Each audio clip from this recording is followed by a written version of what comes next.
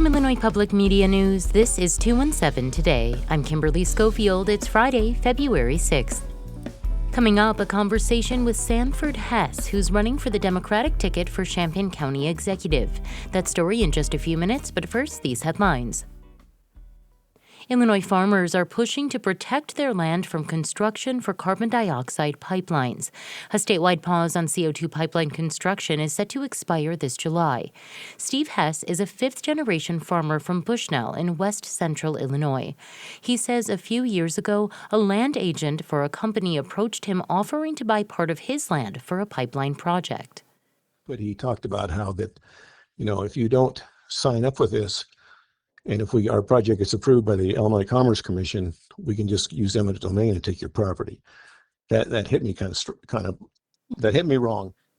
He pushed the Illinois Farm Bureau to support a Senate bill that would stop private companies from seizing land to build pipelines. The 2026 Winter Olympics are officially underway. Among the athletes competing for Team USA are several with ties to Illinois, including 4 players on the women's hockey team. 2 of the team's veteran leaders, Hillary Knight and Kendall Coyne-Schofield, come from suburban Lake Forest and Palos Heights, respectively. And 2 of the younger up-and-coming players, Abby Murphy and Tessa Janicki, are by way of Evergreen Park and Warren.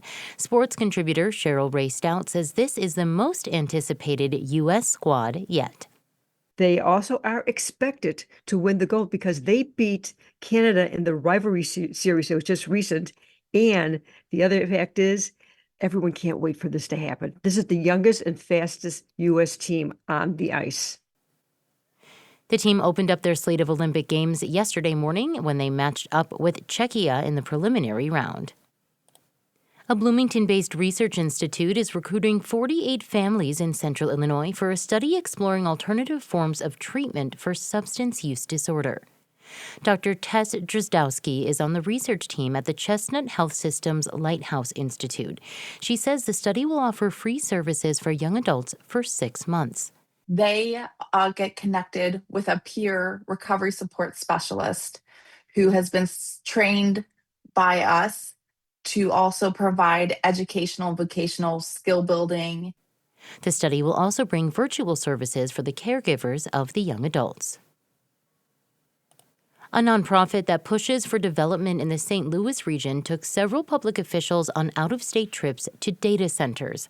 Emails obtained by St. Louis public radio show Greater St. Louis, Inc. took public officials from several municipalities to a Google hyperscale data center in Nebraska. The nonprofit organized the trip and paid for officials' hotel rooms and ground transportation. 3 Ameren officials joined the group.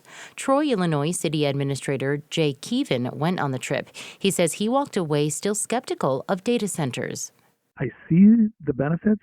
I also see the concerns. And my goal would be to figure out through ordinances how we can mitigate the concerns and still receive the benefits. A Greater St. Louis Inc. spokesperson says other trips have taken place but did not specify how many, who attended them, or where they went. Still to come, a conversation with Sanford Hess, who's running for the Democratic ticket for Champaign County Executive. That story is coming up next on 217 Today, but first, meteorologist Andrew Pritchard with your forecast. I'm meteorologist Andrew Pritchard with your IPM News forecast for Champaign-Urbana. Your forecast for today: mostly cloudy, breezy, and warmer with a high of 38 degrees and a west wind 10 to 20 miles per hour, gusting to 35 miles per hour. Tonight, partly cloudy with a low of 12 degrees, north wind 5 to 15 miles per hour. Tomorrow, partly cloudy with a high of 26 degrees, a north wind 5 miles per hour. Tomorrow night, mostly cloudy with a low of 18 degrees, southeast wind 5 to 10 miles per hour. And for Sunday, partly cloudy with a high of 35 degrees, with the southeast wind 5 to 10 miles per hour. Next time on the 21st Show, we continue our conversations with candidates for the U.S. Senate. Democrat Christopher Swan grew up in Chicago and spent a decade working at an anti-hunger nonprofit. If you have questions, leave a message at 217-300-2121. That's 217-300-2121. Then join us next time on the 21st Show at 11 a.m. on AM 580 and 6 p.m. on FM 90.9. You're listening to 217 Today. I'm Kimberly Schofield. Early voting in Champaign County started yesterday, and Democrats here will choose from two candidates for county executive, Sanford Hess and Michelle Jett. The Champaign County Executive is responsible for day-to-day operations of the county administration. IPM Student Newsroom's Layli Nazarva spoke with both candidates about why they're interested in this role. Here's a conversation with Sanford Hess. To begin, could you please introduce yourself for our listeners and explain why you want to become the next Champaign County Executive? I've served in government administration for more than 30 years.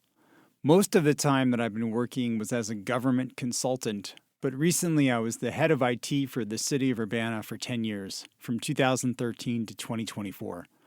When I left the city, I figured that my time working in public service was done and I was returning to consulting. But what's going on in our country, and even down at our local level, motivated me to get involved and put myself back into this effort. I think that government administration is an incredibly important part of getting the work done for everyday residents, voters, and taxpayers, and I'm here to give myself toward that effort. I know you just mentioned your background in City of Urbana IT and administration, so I want to ask, how do you think it would shape your approach to this role? I've worked within governments for a long time. As a consultant, I helped financial departments move from one software package to another. In the city of Urbana, I was responsible for all IT, and I worked with all government departments in the city. Ultimately, what I'm trying to do in this role is bring my expertise in getting work done in government to the county. The county has a lot of challenges, and I believe that I have the right background and experience to make a difference in this role. Speaking of challenges, what do you see as the greatest challenges Champaign County is facing right now, or maybe will face in the next few years? And how do you think county leadership should prepare and address these issues? The challenges that we face are related to our finances, our employees, and our facilities, as well as all of the other challenges that counties and across the state and local governments across the country are facing. So with finances, we have a structural deficit, as we are told by the county board, and that's something that we need to manage and work on. And there are efforts beginning on that, so I applaud those and support them. With employees, we are part of an ongoing wave of retirements of longtime county workers, as this is happening across the country.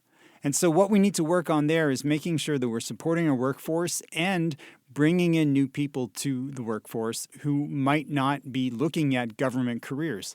So we need to make the county an excellent place to work so that we can attract new people. And from a facilities perspective, even though we've recently moved into the Bennett Administrative Center, we need to focus on the courthouse and planning for future years. These are long-term efforts and there's no easy solutions, but these are all things that we need to focus on. For undecided voters, what's one thing you would like them to understand about how you would lead as county executive? The biggest difference that I would say between myself, my opponent, and the current county executive's office is that I would lead with transparency and openness and explaining to people why we're making these changes. One thing that has really come up is from the January county board meeting, decisions are being proposed without full financial support for what the rationale is, without people explaining what the options that were considered, and without a good explanation of what the current problem is that we're trying to solve. These are all important things to get across so that the county board can make an informed decision and that the residents can understand why these decisions are being made.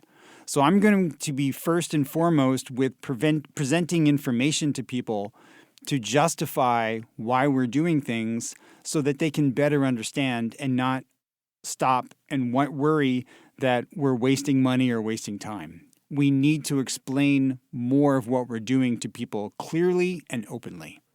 That's Sanford Hess, who's running for the Democratic ticket for Champaign County Executive.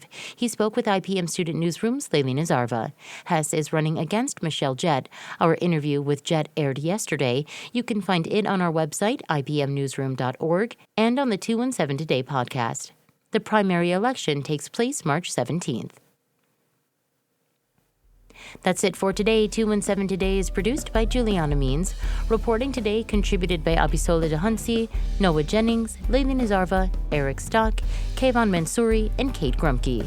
Music by the Kilbourne Alley Blues Band. Reginald Hardwick is our news director. I'm Kimberly Schofield. 217 Today is a production of Illinois Public Media. Thanks for listening, stay safe, and we'll talk to you again on Monday.